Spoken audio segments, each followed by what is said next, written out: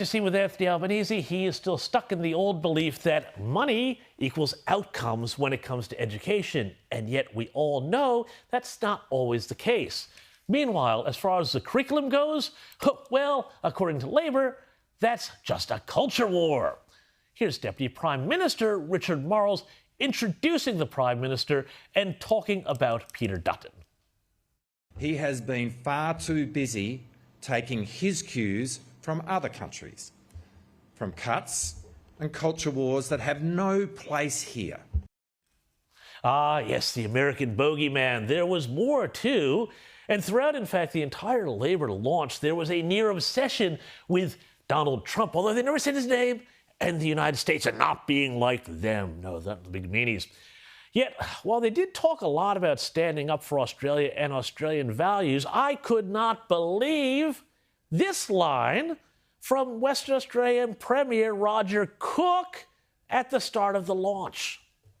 They abandoned diplomacy with our top trading partner, China, in favour of aggressive rhetoric. This, of course, culminated in a legacy of Chinese tariffs against beef, barley, wine, timber and crayfish. As an export state, it was an appalling experience. Relationships that took years to build being trashed at the expense of local industries and local WA jobs. But over the last 3 years, bit by bit, the Albanese government has restored diplomatic relations. And at the same time, they've delivered cost of living relief to help Australians to weather the global inflationary crisis. Did you get a load of that? Chinese tariffs on Australia, well, they're our fault, obviously, not the fault of the communist totalitarian regime in Beijing. I thought that this was absolutely extraordinary and really, I've got to say, really out of line. I mean, seriously, Scott Morrison, when he was Prime Minister, was one of the few leaders around the world to stand up, and he did so very honorably to China when it came to the origins of the COVID pandemic, and to stand up to China's abusive wolf warrior diplomacy.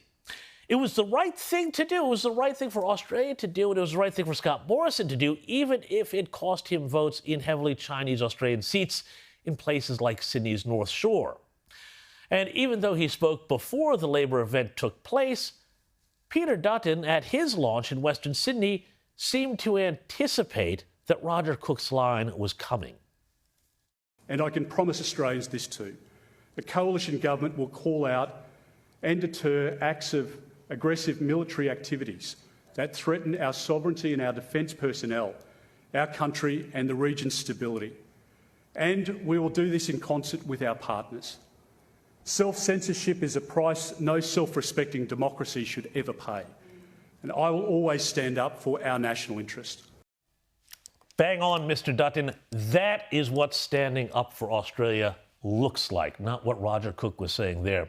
Now, we may not be having the real conversations about debt and housing and tax and the economy that we really need this year, but I will say this, when it comes to real existential matters of national security and national sovereignty, it is pretty clear who sits on which side of the fence.